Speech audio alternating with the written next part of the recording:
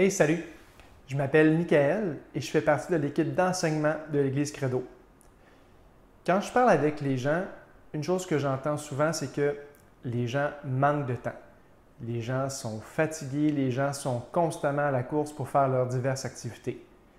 Et au final, ça fait en sorte que les gens manquent de temps pour Dieu. Et on en a parlé entre les anciens de l'Église et notre constat, c'est que ça nuit à la vie spirituelle des gens de l'Église. Et en même temps, Dieu a déjà donné la solution pour ça. Dieu veut qu'on se repose. Alors, les anciens de Credo, on a un défi pour vous. Le défi, c'est de se reposer 24 heures par semaine. Alors, on parle de un avant-midi, un après-midi, une soirée. Donc, pas nécessairement la même journée. Qu'est-ce qu'on fait durant ces 24 heures de repos?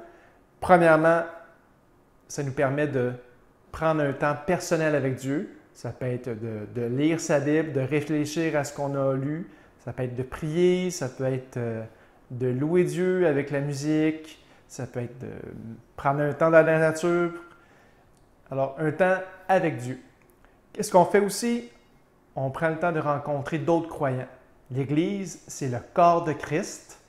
Alors, quand on veut passer du temps avec Dieu, une bonne manière, c'est de passer du temps avec d'autres croyants. Par exemple, la rencontre du dimanche matin, ça peut compter là-dedans.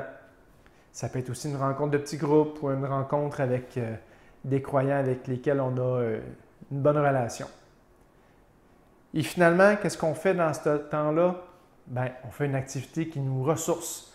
Si on aime ça, jouer au football, on peut jouer au football. Si c'est à l'autre type de football qu'on aime jouer, on joue à l'autre type de football. Ça peut être des jeux vidéo, des jeux de société, peu importe. Faites des activités que vous aimez pour que vous puissiez vous reposer, que vous puissiez croître dans votre vie spirituelle.